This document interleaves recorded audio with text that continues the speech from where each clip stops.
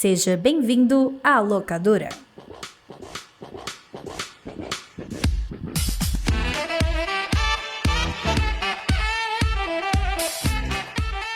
Bem-vindas e bem-vindos à locadora do Nico. Já explico por quê. A investigação ordenada e sazonal do audiovisual internacional. Caralho, de cabeça, hein, Rude? Ei, Esse aqui foi... você brilhou. Mas por que eu chamei de Nico, Rude? Não captei não, por quê? Porque só estamos eu e você aqui, meu amigo. E aí você, como for a verdade. pessoa que deu a ideia do podcast, eu chamo você de Ni. Como eu vim em seguida, eu me chamo de Co. E o Las, nosso amigo JP, não está aqui. Por isso que aquele podcast que vocês gravaram, eu chamo de locadora do Nilas. Entendeu? Porra, Sem mim. foda. Aquele é o Locadora do Nilas, esse aqui é o Locadora do Nico, o podcast da família brasileira. O Locadora, pra quem não sabe, quem caiu aqui de paraquedas, duvido muito, porque eu não acredito que você vai estar passando pela internet e dizer: meu Deus, que vontade de ouvir um podcast sobre o primeiro filme de Kleber Mendonça Filho. Eu acho que você não tem esse interesse. Então você caiu aqui por acidente, já segue a gente, mas vou explicar pra você como é que é o Locadora do Nicolas. Vou pedir pro Rude, que o Rude não falou nada, só deu respostas até agora, eu vou querer que o meu amigo reverbere sua voz. Rude, você está bem? Como você está? E o que é o locador do Nicolas? Cara, eu estou bem, estou um pouco cansado, mas faz parte da vida. E eu tava bem feliz aqui que eu estava de react, né? Eu era aquele videozinho do TikTok que é uma pessoa embaixo de um outro vídeo. A cabeça voando, Exatamente, a cabecinha voando do TikTok. Mas é isso. O Locadora do Nicolas, como o PJ muito bem já deu ali a dica, é um spin-off do podcast Nicolas, onde nós falamos de filmes que não tem Nicolas Cage. Porque você sabe que existem apenas 2 tipos de filmes no mundo. Isso. Os com Nicolas Cages e os sem Nicolas Cages. Eu falei no plural porque às vezes tem 2 Nicolas Cage. E por mais de uma vez existiram 2 Nicolas Cages. Se eu tivesse 1 centavo pra cada vez que Teria existe tipo 4 centavos, 5, né? uns 4, 5 centavos.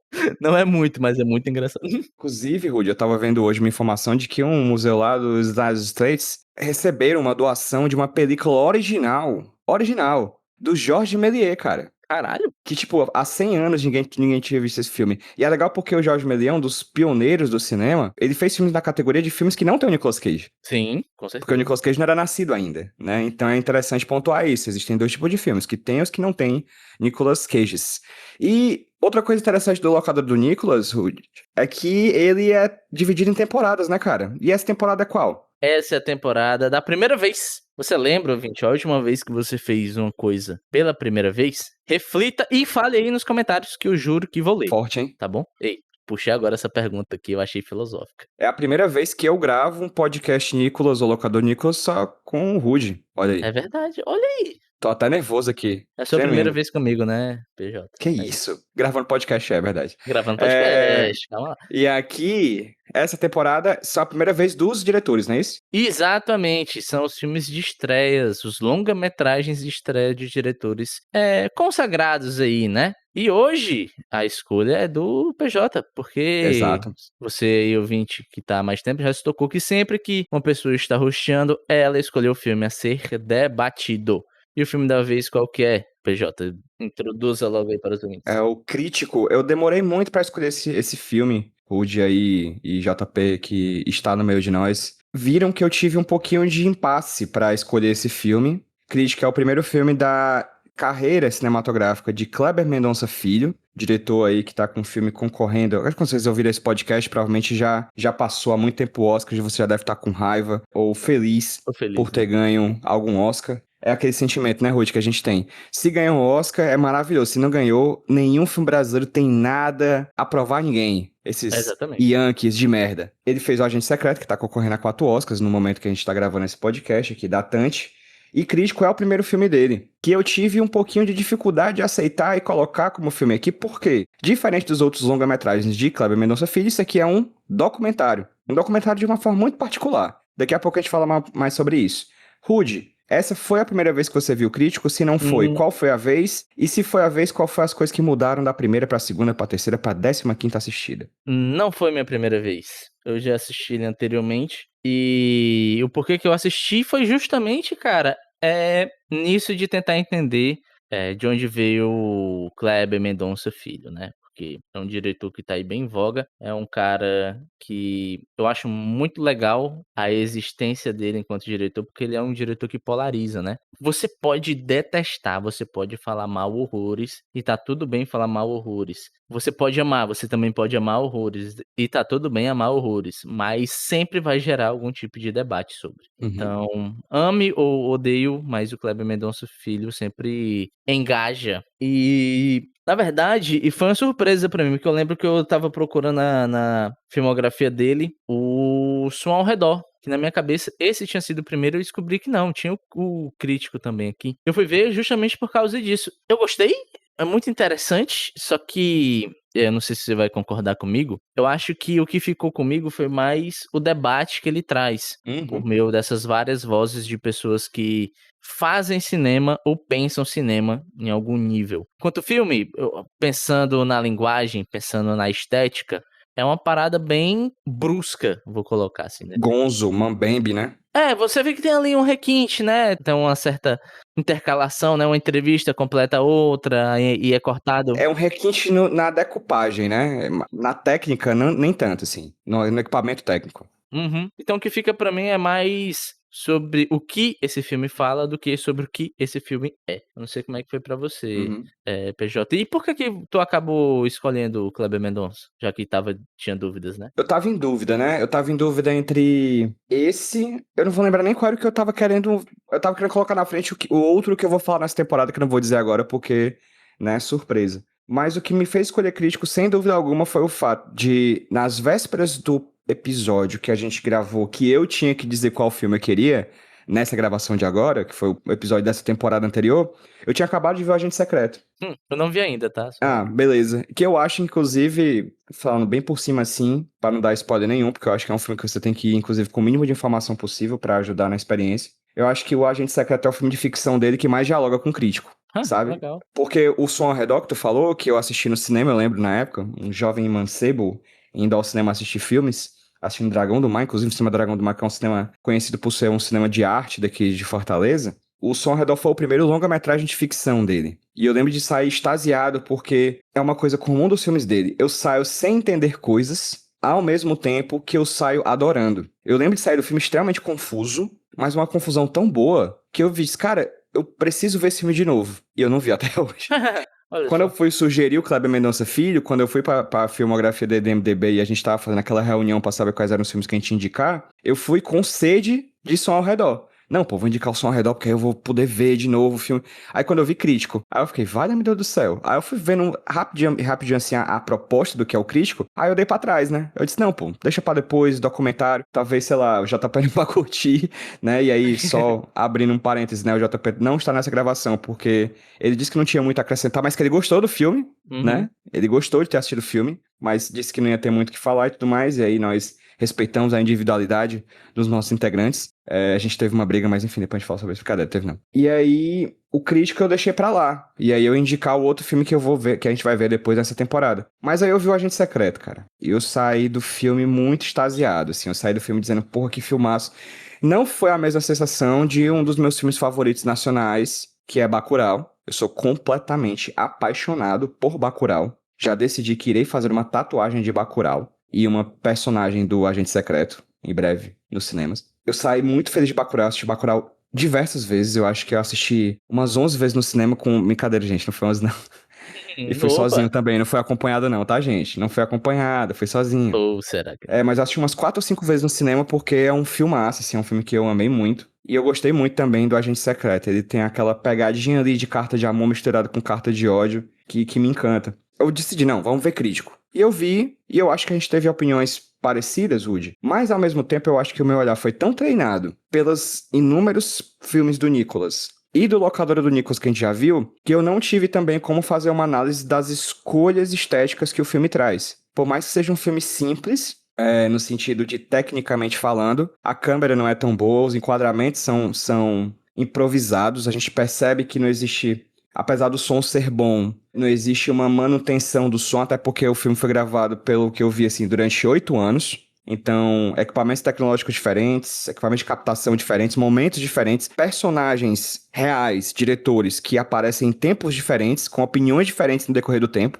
Então ele é um filme que ele é, pra mim, uma grande jornada, um caderno de viagem do Kleber Mendonça Filho, nessa pira dele por entender o papel que ele exercia até então, que era o de crítico. Porque o Kleber era crítico antes de ser diretor. Exatamente, isso que eu ia falar, né? Eu acho que antes da gente falar do filme um pouquinho, PJ, a gente devia explorar mais o Kleber Mendonça como personagem, Sim. né? Ele foi um desses que fez esse caminho, né, de ser uma pessoa que pensa cinema, escreve sobre cinema, para ser uma pessoa que produz. Eu tô achando até curioso, porque, obviamente, o filme não cobriu essa passagem, né? Quando ele tá falando de crítica aqui, é majoritariamente a crítica escrita, né? Igual faziam os antigos.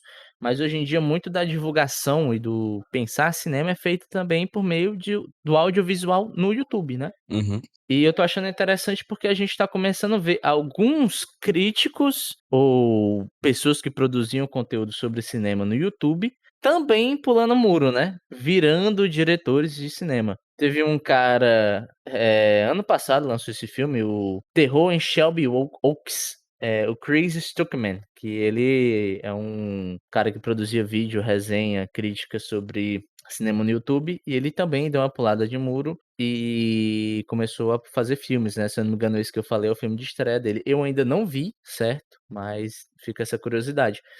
E, obviamente, a gente tem um exemplo grande disso que é o Truffaut, né? Uhum. Truffaut é um cara que começou pensando em cinema, começou escrevendo sobre cinema e, posteriormente, começou fazendo cinema e encabeçando, né, junto com Godard, um dos mais importantes movimentos cinematográficos da história do cinema, que foi a Nouvelle Vague, né? Enfim, eu queria te perguntar, acabei falando mais do que estava planejado, né? Kleber Mendonça Filho enquanto figura, PJ, como é que você observa ele enquanto figura, né? Porque ele e o trabalho dele acabam, eu acho que eles são polarizantes na mesma medida, sabe? Só antes de falar sobre a opinião do Kleber Mendonça Filho, só pontuar uma coisa do filme que tu pontuou aí legal, só explanar um pouco mais. Quando você fala da crítica em audiovisual pro YouTube, esse filme, durou, como eu falei, durou 8 anos, então a gente tá falando de um período, se o filme é de 2008, então ele começou a ser pensado e começou as primeiras gravações em 2000. Então a gente tá vendo o início disso, da crítica na internet. Tem um trecho do filme que ele vai falar, por exemplo, sobre os sites, né? O início dos sites de crítica de cinema. Uhum. Então, isso que a gente vê como crítica no YouTube audiovisual, naquela época a gente tá falando da pré-história disso. Caraca, é verdade. Porra, não tinha ligado isso? Pois é, o filme tá falando do início disso. E aí, como tudo no filme, ele coloca opiniões contrárias e a favor. Uns dizendo que é a morte da crítica, outros dizendo que é uma nova crítica, né? Então, o filme ele é cheio dessas questões. Voltando ao Kleber Mendonça Filho, eu tenho um pouquinho de receio de falar do Kleber Mendonça Filho, porque eu acho que se um dia eu me tornasse cineasta, eu gostaria de crescer igual a ele, entendeu? Porque eu acho que ele representa uma coisa que eu falo muito na aula, cara, e acho que já falei até aqui no podcast Nicolas em outras ocasiões, sobre o que eu acredito que a criatividade é. Como a criatividade, o novo, a inovação, ela nasce necessariamente do embate entre o global e o local, né? O que o Canclini chamaria de glocal, que é o que você assiste Bacurau, que é uma narrativa especificamente produzida em uma região do país e todas as agruras, as histórias, né, tudo que se pensa de estereotipia que ele vai e muda, né, ao retratar uma história tão respeitosa, digamos assim, como uma certa região do país que é tão marginalizada, tanto geográfica quanto politicamente, e ele coloca em Bacurau uma escola chamada João Carpinteiro, que é uma homenagem ao John Carpenter, né, que é um diretor de cinema dos Estados Unidos que ele adora. As transições de Bacurau são Star Wars, né? Então, pra mim, o Kleber Mendonça Filho tem um poder criativo, aspas fortes agora, viu, Rudy? Anota aí. Vai. Tem um poder criativo de Aviões do Forró e Calcinha Preta. Ei, caralho, forte. Entendeu? Muito forte. Uhum. Tá, tu entendeu o que eu quis dizer, né? Não, 100%. E é isso que eu quero dizer. É o forró inspirado nos Scorpions e na Rihanna. O BTS misturado com repente, tá ligado? Essas coisas pra mim são muito potentes, elas me encantam muito, sabe? É tipo o cordel do Alien versus Predador. Essas coisas me encantam por quê? Porque é uma coisa que eu sempre falo da cultura brasileira, do famoso respeito desrespeitoso. Da gente olhar pro mundo de uma forma muito respeitosa, tipo, eu gostei muito disso aqui, o que é isso aqui? Aí você fala, sushi. E você respeita isso porque você gostou muito, mas aí você desrespeita porque tu vai e frita, saca? Então, eu acho muito legal o Kleber Mendonça Filho, porque pra mim ele representa um diretor que é exatamente o que eu acredito que é a criatividade. A marginalidade unida com a centralidade, ou pelo menos dialogando com a centralidade, porque ele faz um filme que dialoga com o mundo inteiro, afinal tá no Oscar, dialoga com o Sudeste, que é o centro econômico desse país, e dialoga com a própria região. Então ele é um cara que transita, por quê? Porque ele sabe 3 línguas diferentes. A língua da vizinhança, a língua do país e a língua do mundo. Então, ele sempre me encantou em relação a isso, principalmente com Bacurau pra cá. Eu confesso, não assisti Aquários ainda.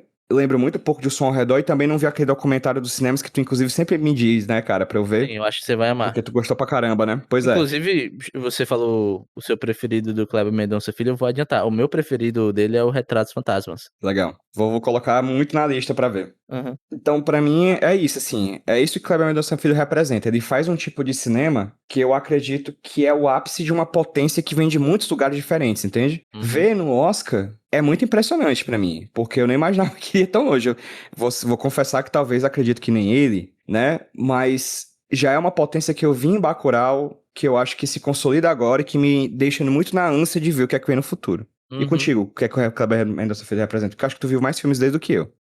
Nunca tinha parado pra pensar nisso, mas talvez sim, né? Eu acho que o primeiro de tudo é que o Kleber Mendonça Filho é um cara que eu queria muito trocar ideia. Sim. Eu tenho essa sensação. Porque, cara, cinema é uma parada legal. Não é, PJ? Você não gosta de cinema? Você não gosta de filmes? Amigo, tem dias e dias. Às vezes o podcast, Nicolas, confesso que me deixou temeroso, mas em grande parte das vezes sim. Acho que é uma coisa. Se eu pudesse usar um adjetivo, era legal. Então, é porque eu usei legal de propósito, porque existe uma certa pompa no cinema, né? Em se fazer cinema. Ah, sim. O filme fala até um pouco disso, meio ali, né? E eu quero voltar nisso depois. Mas cinema é divertido, cara. Cinema é uma parada Uhum. apaixonante. E eu sei, existem várias outras artes que são apaixonantes, né? Mas eu acho que a arte que eu mais gosto de consumir, gosto de estar no meio, gosto de ler sobre, é o cinema. Eu adoro ler, eu leio pra caramba, né? Dado no meu ritmo, mas eu leio pra caramba, né? As poucas pessoas que me seguem no Instagram sabem que o meu Instagram é feito pra postar vídeos dos livros que eu compro e que eu estou lendo. E biscoito na academia e nas artes marciais, né, amigo? Vamos ser Pois é, sinceros. agora eu Vamos lá. estou focado no meu Muay Tyson, aí eu estou de vez em quando biscoitando lá, né?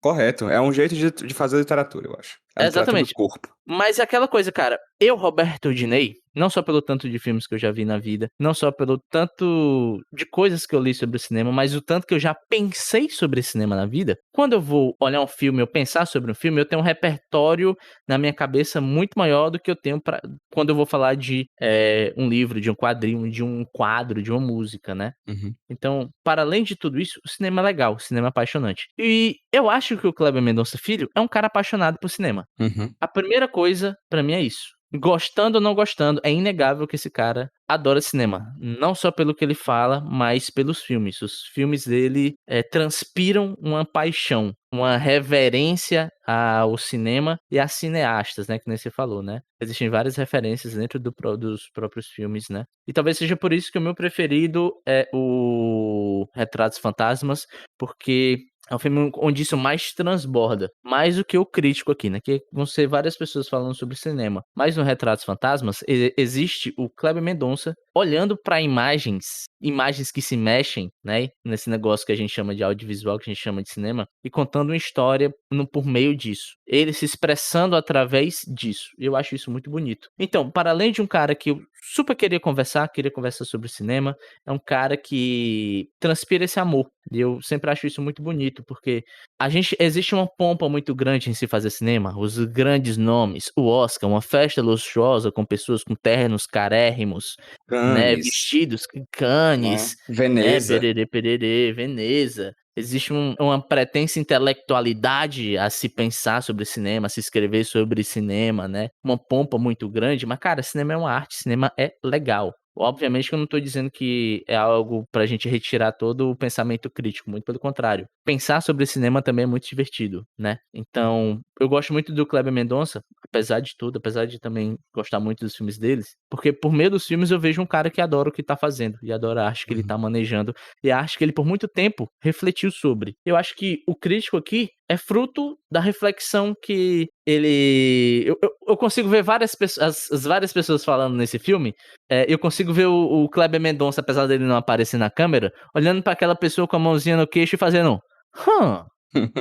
Mesmo quando são opiniões divergentes, né? Exatamente, exatamente. Porque, cara, a graça de se pensar.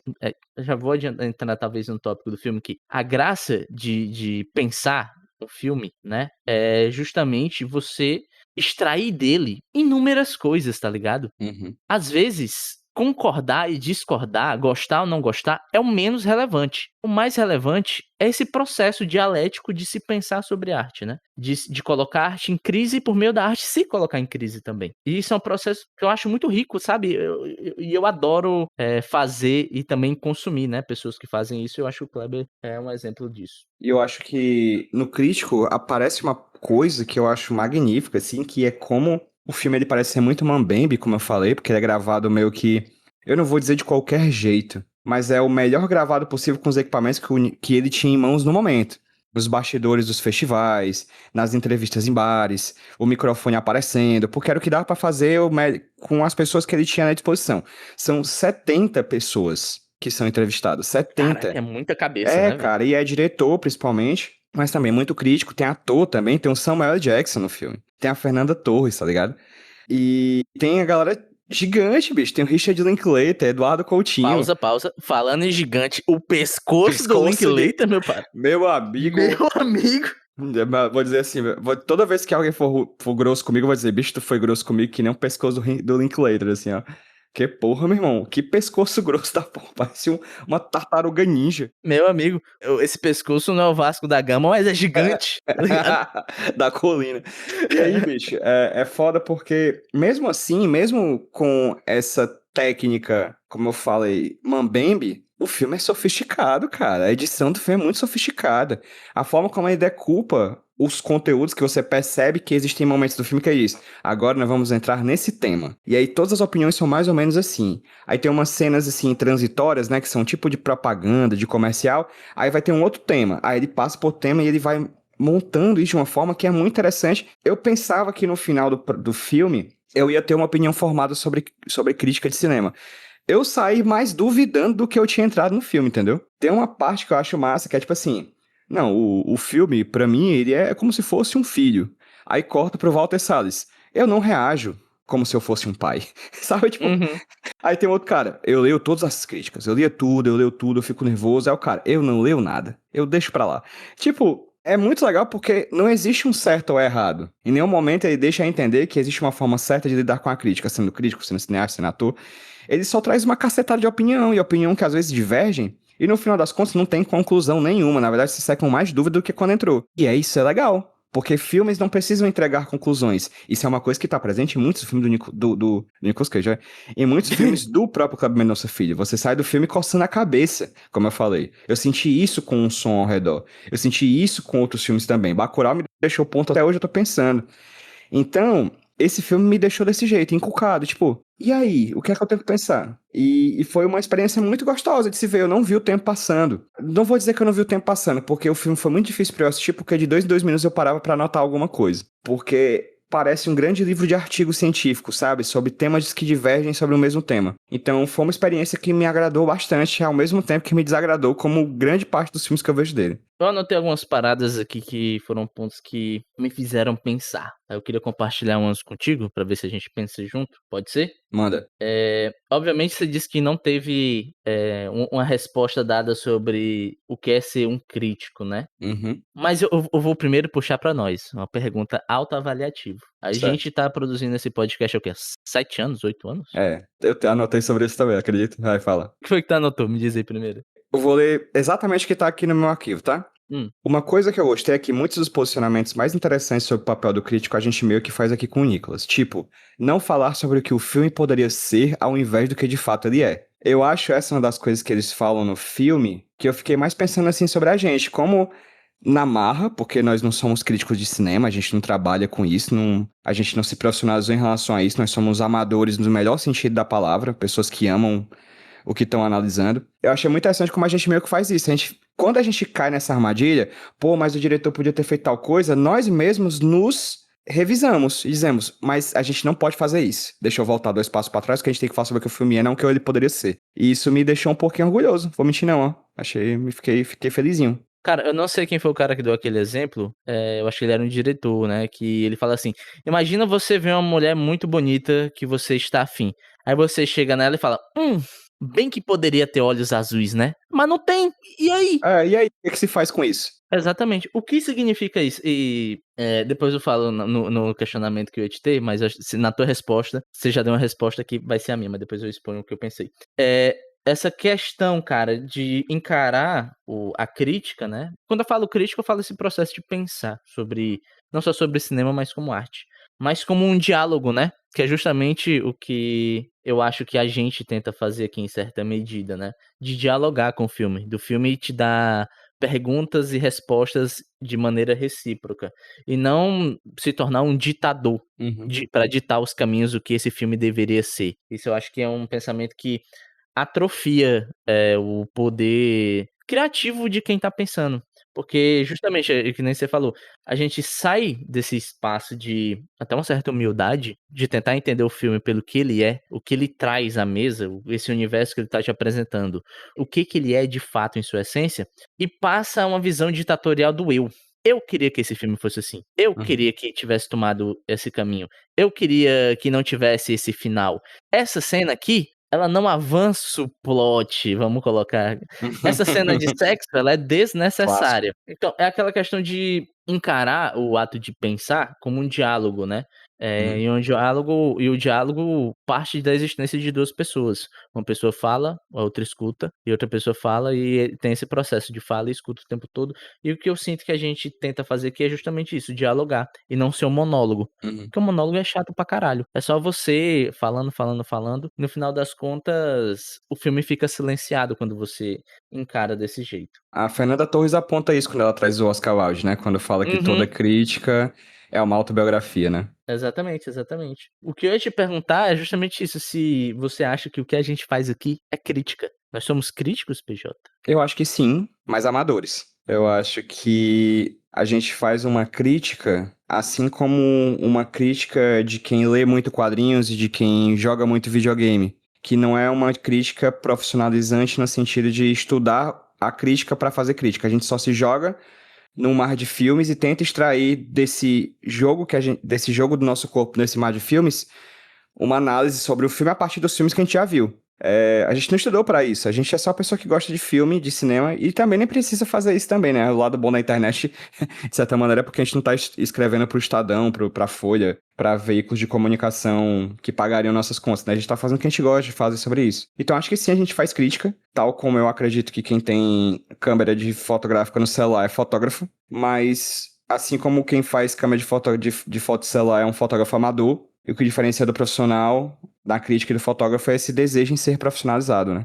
E aí vem a pesquisa, vem o estudo, vem o curso, vem essa meta-abordagem do tema. Para ser crítico, você tem que estudar para ser crítico. A gente não estuda para ser crítico, a gente é crítico amador porque a gente faz porque ama, não porque quer ser. O que que tu acha disso? Eu não sei se eu discordo ou se eu concordo contigo. Eu acho que eu tô mais discordando. Sim. Que eu acho que a crítica pressupõe uma profissionalização. E eu não falo profissionalização no sentido de você ter uma carteirinha dizendo fulano de tal é crítico de cinema, né? Existem Uhum. associações para isso, inclusive, né? Tem. E eu falo de profissionalismo como um modo de abordagem, vamos colocar assim. Posso me definir como crítico de cinema e ponto, né?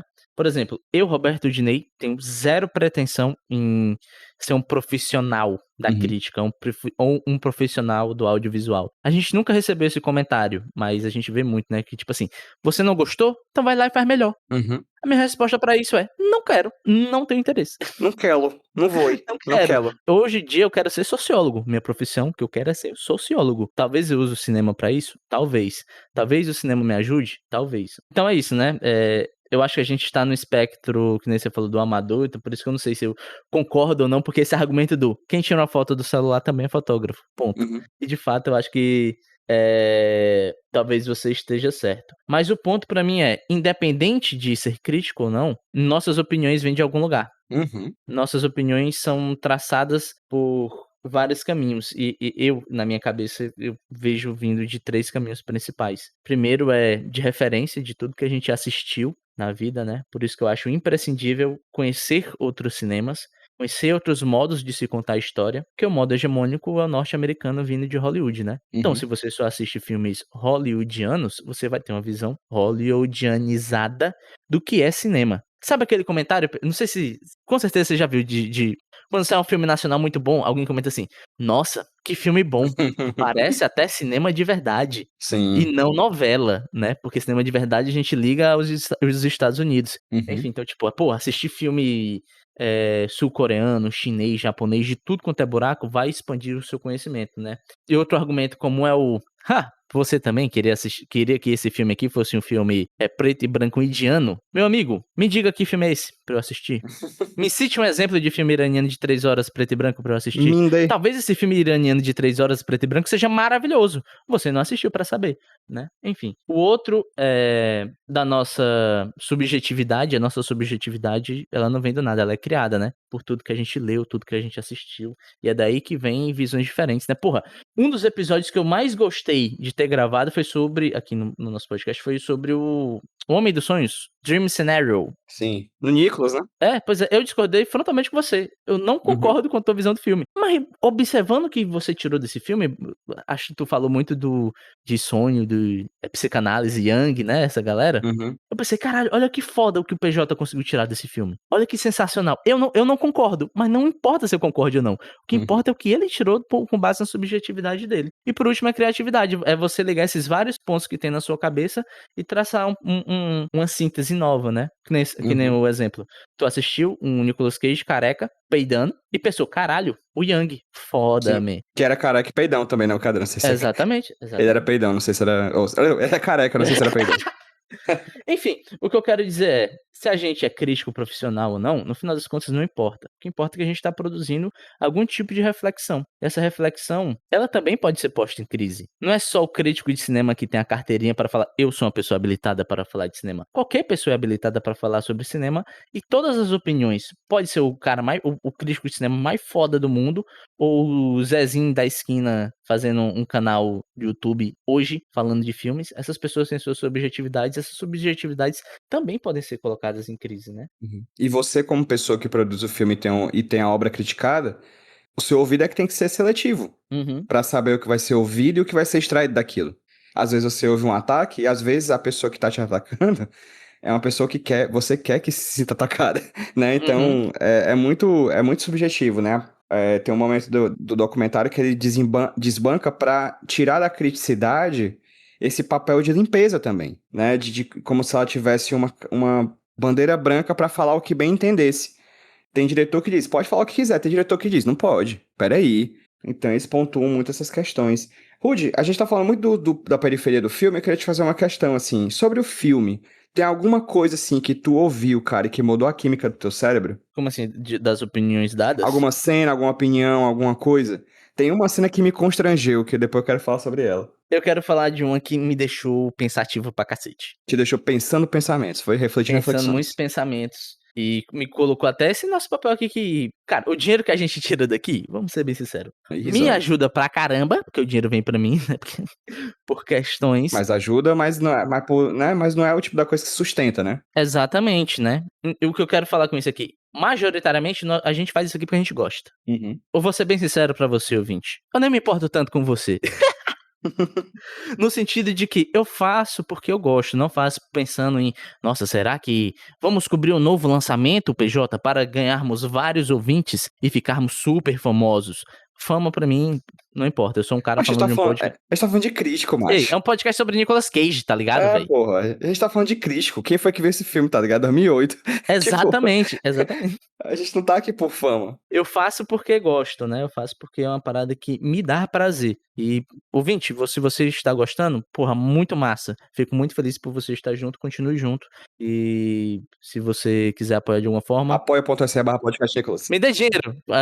Não, é sacanagem, mas, pô, continua com a gente aí. O lance se você quer vir junto, venha junto, você vai ser bem-vindo, né?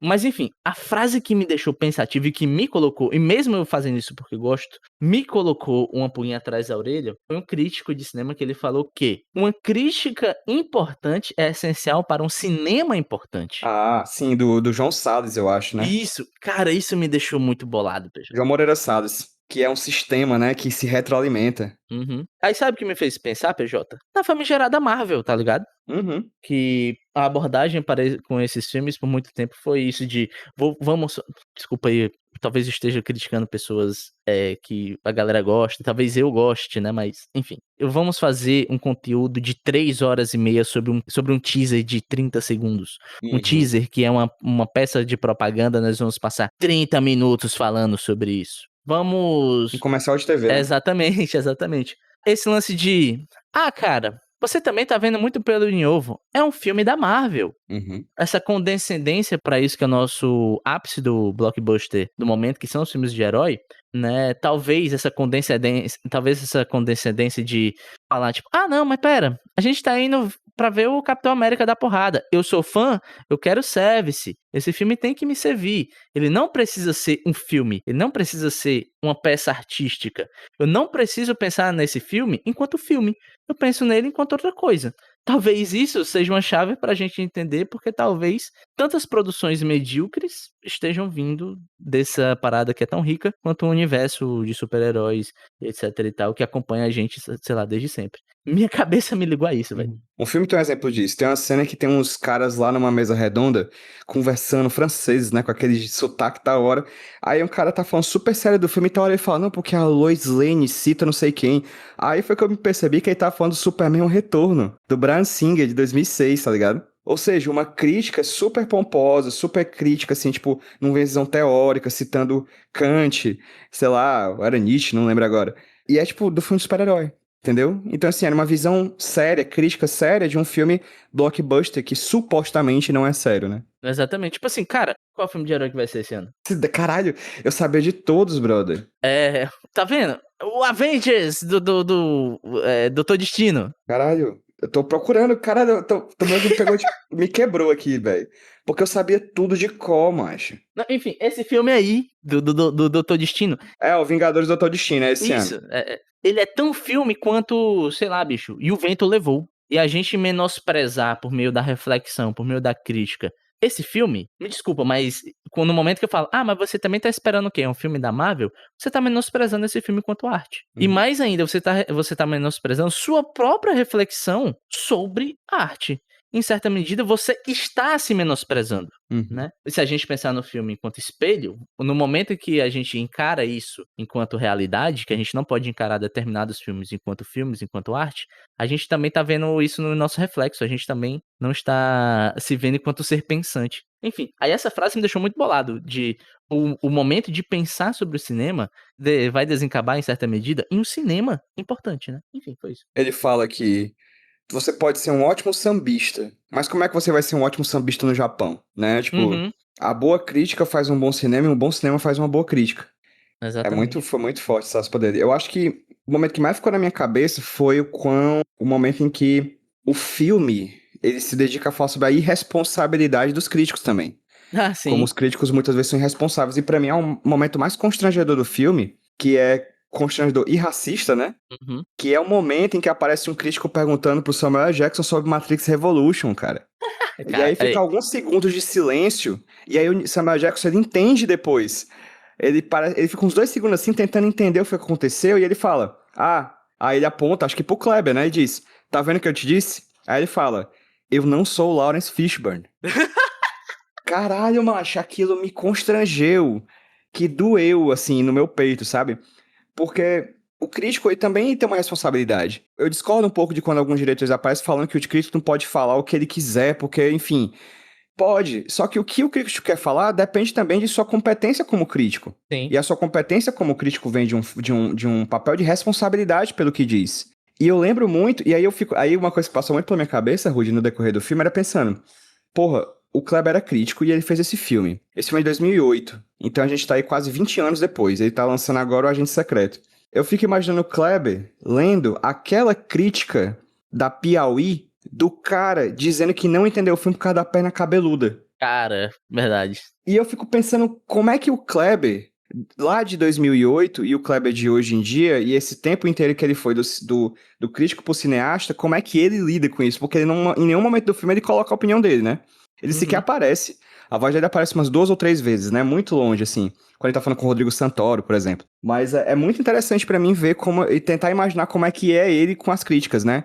E o Agente Secreto é um filme que teve muito dessa questão da crítica. Muitas críticas viralizaram por serem críticas que me pareciam irresponsáveis, cara. De gente que tinha orgulho em bater no peito e dizer, eu não entendi o filme porque eu não sou do Nordeste, porra. É de uma falta de noção do próprio indivíduo, tomando por base aquilo que a Fernanda Torres fala de ser toda crítica, ela é um autorretrato. Tipo, porque esse cara não faz crítica pensando, por exemplo, sobre a falta de credibilidade em um filme que se passa nos arredores da Torre Eiffel, que eu acredito também não é uma vivência diária dele. Ah, porque não é verossímil o que acontece nesse filme aos arredores do Palácio de Buckingham. Tipo, foda-se, tá ligado? Só que como é em Recife, década de 70, perna cabeludo, o cara se faz de doido. Uhum. Porque ele tem essa necessidade de se ver como estrangeiro dentro do próprio país, que ele sequer quer entender, porque se fosse na Torre Eiffel ou na Estátua da Liberdade, ele estaria disposto a isso, mas ele não tá disposto quando é em Recife. Cara, isso vai muito no lance que eu falei de espelho, né, cara? Eu lembro que uma vez eu tava consumindo um determinado conteúdo sobre cinema e uma pessoa falou assim: Nossa, mas essa paisagem é muito Nova York. Quê? Chique, chique Bahia, né? Não. Aí se liga. Cara, era um conteúdo de trailer. Falou assim: Nossa, essa imagem aqui é muito Nova York, meu parceiro. Meu amigo, quantas vezes você foi pra Nova York, brother? Cara, é foda, porque o cara não consegue perceber que a ideia que ele tem de Nova York é uma ideia ficcional, Exatamente. criada pelos filmes que ele viu. Aham. Pra mim, isso é uma irresponsabilidade como crítico, entende? Uhum. Tipo, de não conseguir perceber que o próprio imaginário que ele tem dele não é de um documentário. O cara viu Vingadores, os caras derrubando a biblioteca lá de Nova York e é um documentário. Porra, não é. Exatamente. Aí o que eu ia te falar é isso, PJ. Tipo assim, cara, me diga aí como é que é uma imagem muito Buenos Aires. Pois é. Uma imagem muito Montevidéu. Uma imagem muito pacatuba. Uma imagem muito Pacatuba. Aí você vai saber que você assistiu o Cine Hollywood que se passa na maravilhosa Exatamente. Pacatuba, né? Enfim, o ponto é, Exato. 1 e 2. muitas vezes, o que a gente tem de referência é o cinema norte-americano, cara. O referencial imagético desse cara pro cinema é os Estados Unidos. Então a cabeça dele tá condicionada a achar que toda a realidade tem que ser os Estados Unidos. Aí no momento que isso quebra um pouquinho, dá um chance, né? Peraí, o que é isso que eu tô vendo? Isso é muito fake, sabe? Aquele papo tipo, isso não aconteceria na vida real. Às vezes isso não aconteceria numa história se passada nos Estados Unidos, porra. Uhum. E vou além, Rude, Hum. que além do imaginário sobre os Estados Unidos ser os Estados Unidos contando a própria história, chega no ponto também dos Estados Unidos contar a história dos outros. Então, pra mim, o México tem filtro amarelo, entendeu? Caralho, é verdade. Saca? Então, assim, é muito doido, cara. Porque aí é que tá a grande questão do crítico. Eu acho que um bom crítico, ele se vê no mundo. E ele sabe o que sabe o que não sabe. Ou pelo menos tem uma ideia do que não sabe. Uhum. E não se orgulha disso. Não se orgulha. Ele entende. E tenta aprender com o que ele vê. E essa é uma das questões que o filme aborda de forma interessante, assim, como o crítico também ele tem um papel de responsabilidade. Eles falam disso, por exemplo, naquelas cenas em que eles falam sobre como é que eu posso falar? A hipersimplificação da crítica. Que são os desenhozinhos do personagem aplaudindo, ou o personagem triste, ou as estrelas do IMDb, do Letterboxd, de coisa do tipo, né? Ou do thumbs up, thumbs down, né? Do Facebook. Então eles já estão ali criticando Ou também. então, a nota nicológica que a gente dá na locadora. Mas a nota nicológica da locadora é fruto de uma grande metodologia de pesquisa também, né? Ela não vem do Beleza, nada. beleza. Ela tem cálculos lá estabelecidos por NASA, pelo Centro de Pesquisa Aeroespacial da Pacatuba. Então, assim, tem muita informação por trás dessas notas, né? Não é um cálculo qualquer. Assim, desculpa te interromper, perdão. Não, mas é isso, sim. Então, eu concordo demais contigo, né?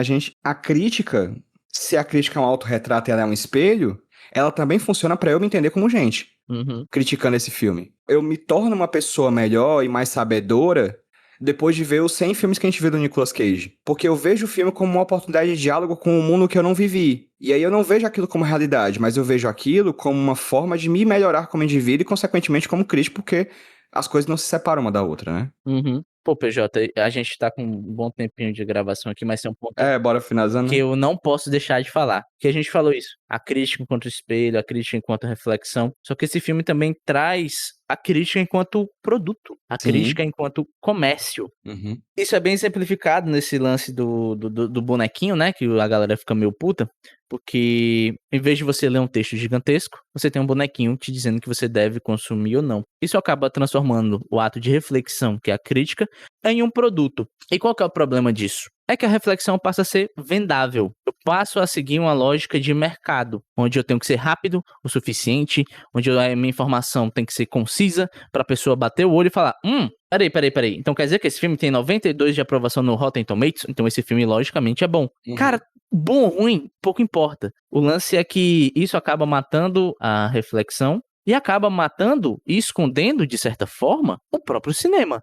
Por que eu falo isso? Porque se eu vou me guiar apenas pelo que é mercadologicamente interessante, eu vou estar sempre falando dos mesmos filmes, vindo do mesmo lugar. É um lugar que tem um canhão de dinheiro gigantesco e um canhão... Um poderio financeiro, né? Um poderio financeiro e um poderio e uma hegemonia no cenário global gigantesca que vai sempre estar condicionando esse meu olhar. Vamos pegar o YouTube. O YouTube é regido por meio do algoritmo, tá ligado? Cara, se você digitar agora o mais novo lançável de Dr. Doom lá, jogue no YouTube hoje, vai que a gente tá lançando quando esse filme tá saindo. Quantos canais vão estar falando desse filme?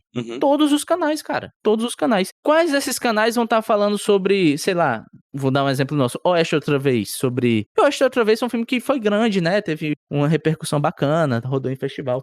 Sabe, se eu só me guiar pelo mercado e pelo dinheiro, eu entendo quem faz isso, porque é um trabalho, né, galera, eu tô pegando o YouTube como exemplo, eu sei que é um trabalho, eu sei que as pessoas gastam certo dinheiro pra produzir um conteúdo, mas se eu tô sempre me guiando meu olhar pelo mercado, eu vou estar escondendo a parte do cinema, cara, e eu vou estar, de novo, voltando àquilo que eu falei, de ter apenas uma visão única e hegemônica, que é fazer um bom filme, que é a visão hollywoodiana. Então, porra, cara, desculpa, a gente faz isso, como eu falei, a gente faz isso aqui porque ama, mas a gente faz, cara.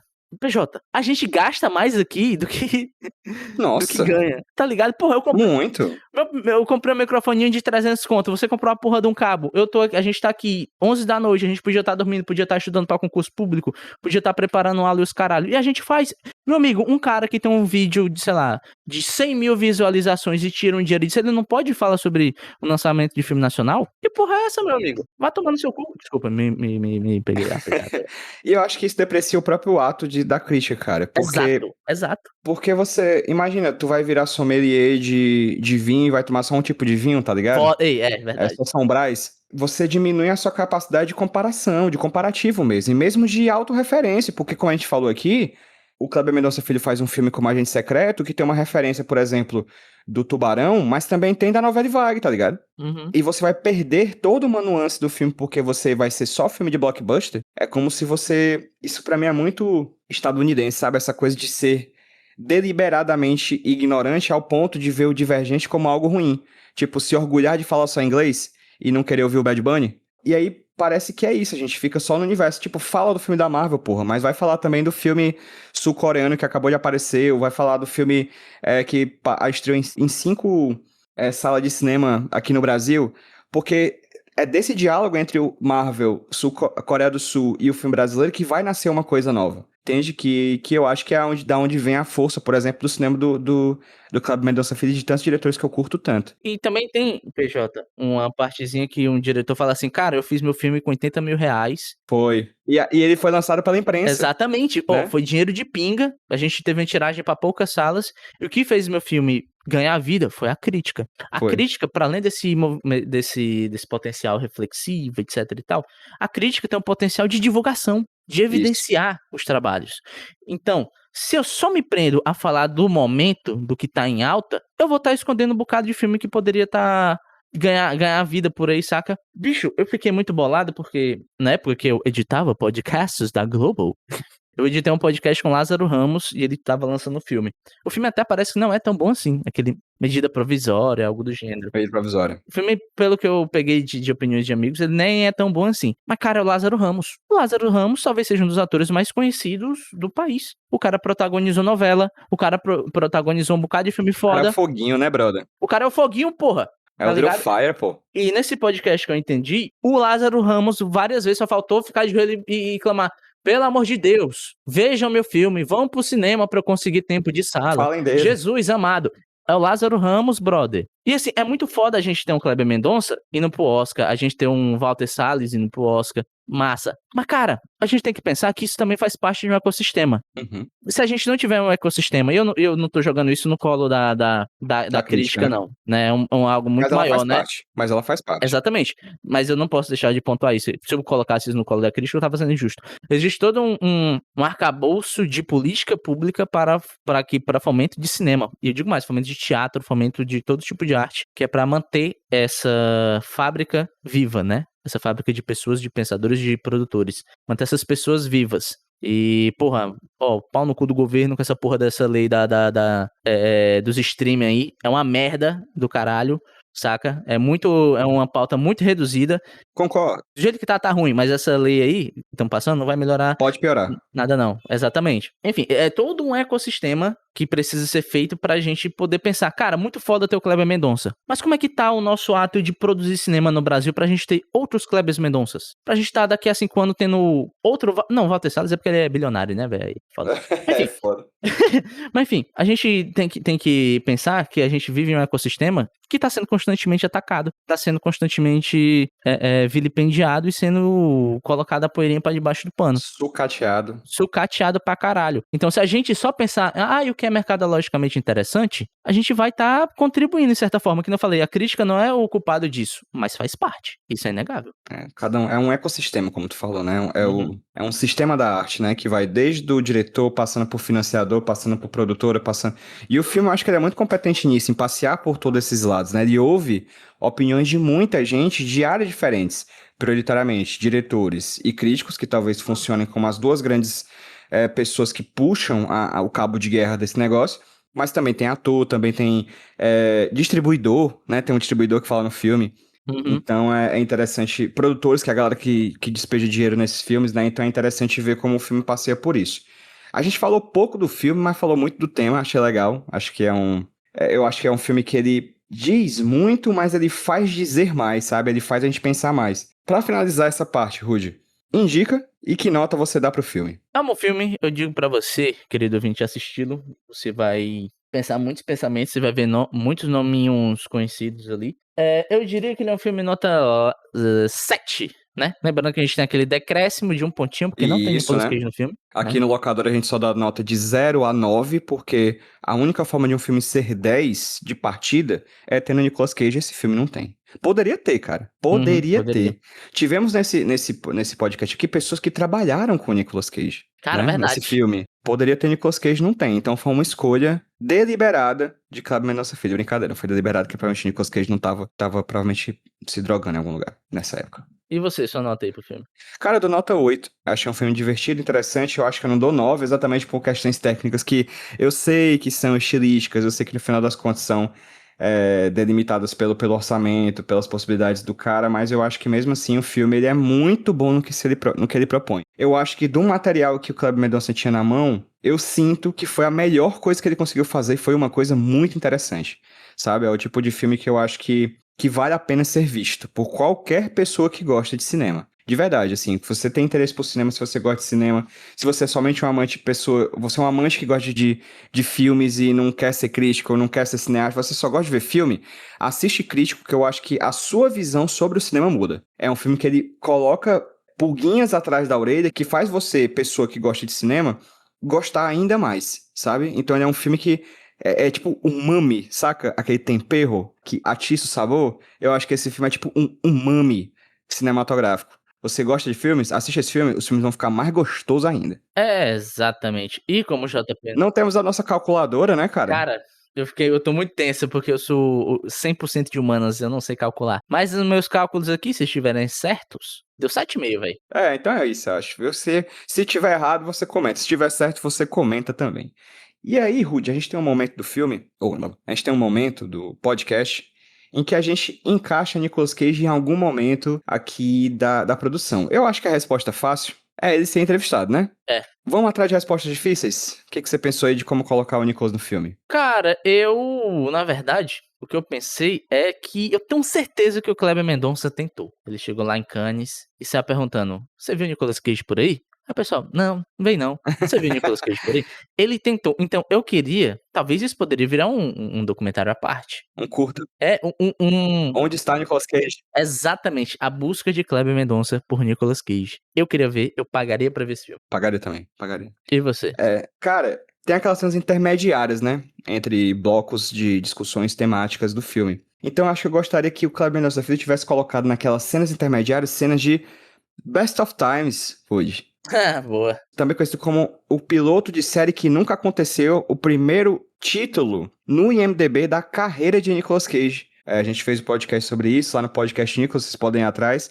Mas eu gostaria que ele pegasse alguns trechos de Nicolas Cage, tipo, flexionando bíceps, entendeu? Ou então dançando, como ele dança naquele episódio interessantíssimo. Então eu acho que ele poderia ter usado cenas talvez não tivessem domínio público ainda, mas fica uma dica aí, talvez, com uma remasterização do filme crítico, né? Acho que ele ganharia.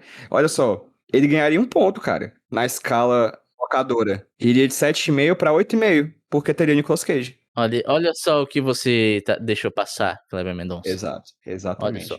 Melhore. O cara tá no Oscar, né? Foi a gente. A crítica tóxica. A crítica toxíssima, assim. Melhore. Porra, o cara tá indicado a 4 Oscar, porra. E a gente falando, não, a gente não pode dizer o que o filme deveria ser. Aí no final a gente, sim, a gente pode. Pode ser, tem que ter Nicolas. Mas é porque não é, todo filme poderia ter Nicolas Cage, entendeu? É verdade. Então é uma já potência, né? parte desse pressuposto, cara. Então, assim, tudo poderia ser. Vamos lá.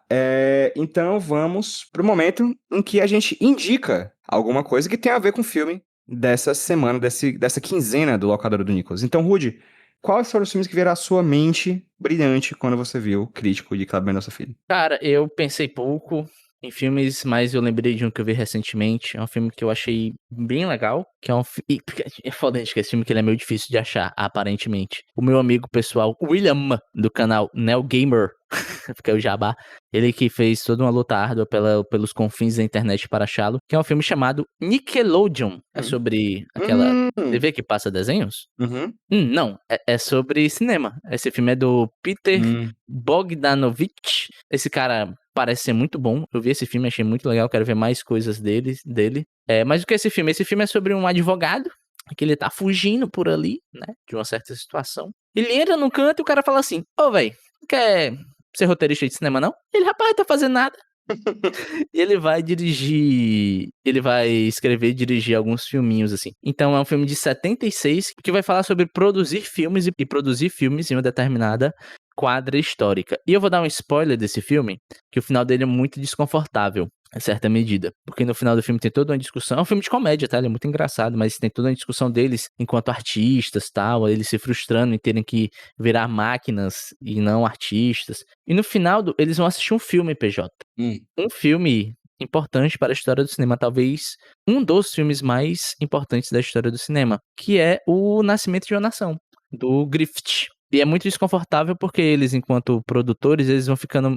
Mostra a reação dos personagens assistindo o filme. E eles ficam meio tipo assim, caralho, é possível fazer isso? Há um certo maravilhamento com o que eles estão assistindo. Uhum. Aí você pensa, caralho, a gente está vendo pessoas ficando maravilhadas com um filme... A desgraça. pra um filme propagandista de Ku Klux Klan?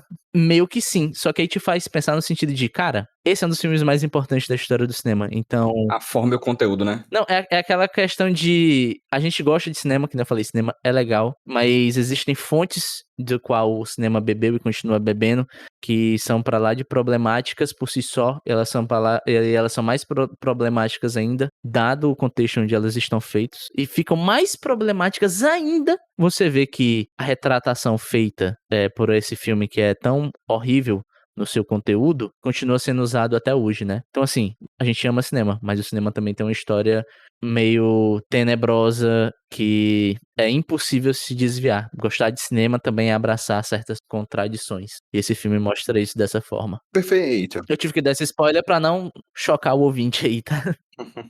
Eu vou indicar 2 filmes. Vai.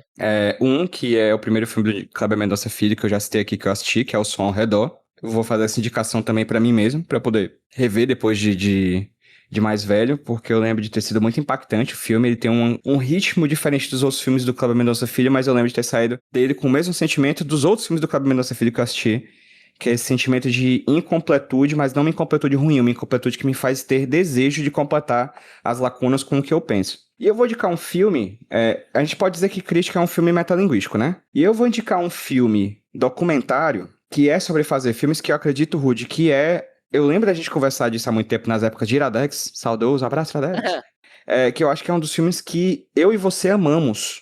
É um dos nossos filmes favoritos. Pra mim, é um dos meus filmes favoritos, que é O Ato de Matar. Porra!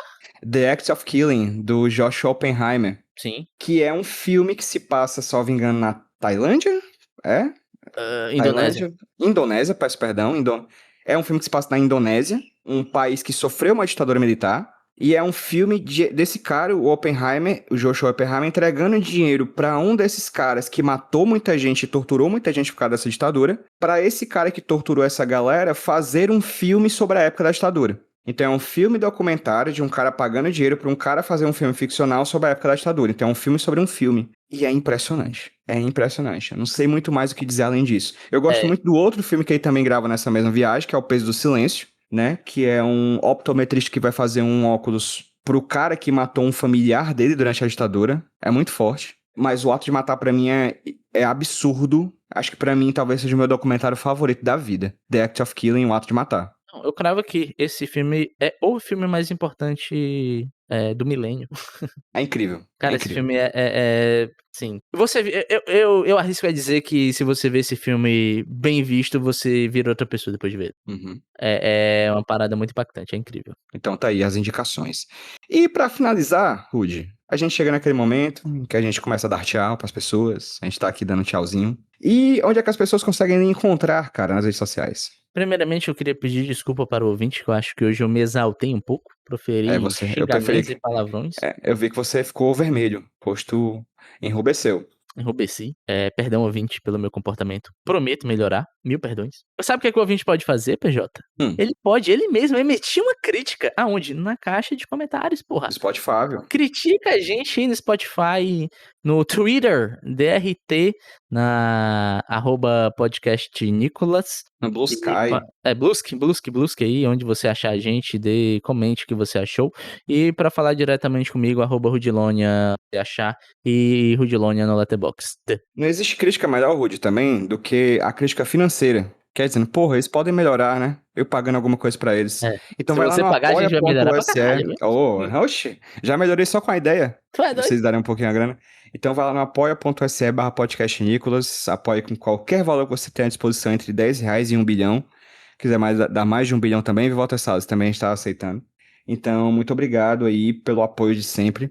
E para me seguir nas redes sociais, @HQSRoteiro no Instagram e no Blue Sky e no TikTok. Lá tá os vídeos que eu produzo constantemente. Rude, gostou do locador do Nico? Gostei, cara. Foi um bom date, PJ. Espero que na próxima nós tenhamos o locador do Nicolas, com o nosso amigo JP Exatamente. Martins, que deixou saudades. Não, ele deixou um recado de qual é o próximo filme que vamos ver. Ixi, e foi? Foi sim. E qual vai ser? O próximo filme que nós vamos ver, PJ, é um filme de um diretor contemporâneo, muito conhecido, Ixi, que ganhou o Oscar, foi? ganhou Oscar, e foi um Oscar Eita. muito comemorado. Eita. Nós vamos ver o primeiro filme do nosso querido Bong Joon-ho. É bom de um voo. É isso aí. É um filme que eu tô procurando o nome que o JP escreveu e eu esqueci essa porra. É alguma coisa de cachorro. É o filme do cachorro. Não, peraí. Cão que ladra, não morde. Cão Isso, que ladra Cão não que ladra. morde. Pô, belo nome, hein? É bom. É isso aí, vamos ver esse filme. Eu não vi, vou logo adiantando, mas eu nunca gosto ouvi muito. falar desse filme na minha Não, eu vida. já sabia da existência dele aqui, mas eu não vi. Mas é do Bong Joon-ho, então é um cara que eu tenho muito apreço por ele. Vamos falar mais no próximo episódio. Acho legal porque tu tá falando Bong Joon-ho como se fosse JP e PJ. Tá falando Bong Joon-ho. É Bong Joon-ho. É verdade. Tá trocando que nem JP e PJ. É verdade. Mas é tudo certo. Próximo programa a gente vai falar do... entendeu? Tá certo. Isso que importa. Então, Cão que ladra não morde no próximo Locador do Nicolas. Tchau! Tchau.